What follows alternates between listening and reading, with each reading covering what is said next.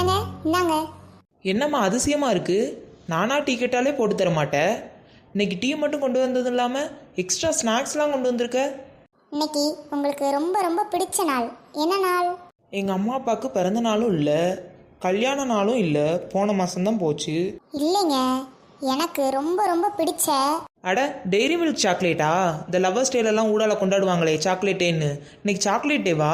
நான் வேணா வரையில சாக்லேட் வாங்கிட்டு வரட்டுமா? இல்லைங்க, உங்கள் வாழ்நாளே நீங்கள் ரொம்ப ரொம்ப மகிழ்ச்சியாக இருந்த நாள்.